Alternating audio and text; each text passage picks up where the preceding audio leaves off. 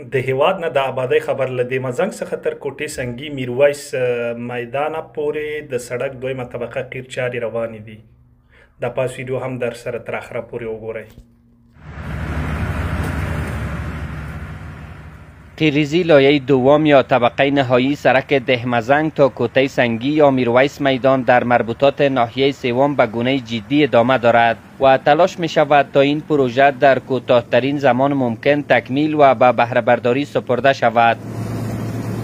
مسئولان میگویند برای تضمین کیفیت بهتر قیریزی این مسیر مطابق معیارهای تکنیکی و پس از انجام آزمایش‌های لازم در لابراتوارها صورت میگیرد. این سرک به طول 3226 متر و عرض 30 متر بوده و تاکنون حدود 90% پیشرفت فیزیکی داشته است.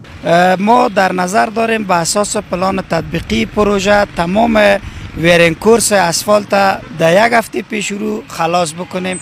فعلا ساحه‌ای که برای ویرین کورس آماده شده از ساحه سرک کارتیچار الی دهن پانتون کابل امشب در پلان داریم اسفالت کنیم و تمام سرک در یک هفته پیش رو که 3.2 کیلومتر طول داره، هم مین رود هم سولو لاین کار ریخت ویرینگش تمام میشه.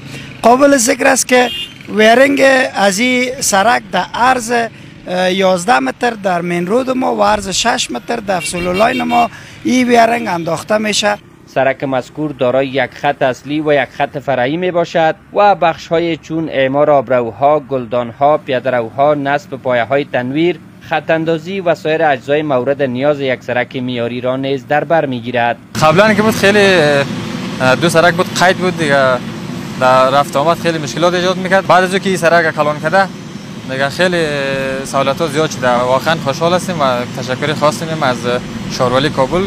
این سرک دهمزنگ که جور شده، ما از بسیار یک سپاسگزاری خوب داریم از شهرولی کابل که در اثر وقت بسیار زود جور شده و بسیار یک سهولت خوب برای مردم مهیا شده. تشکری زیاد میکنیم از امارات اسلامی، از شهرداری کابل.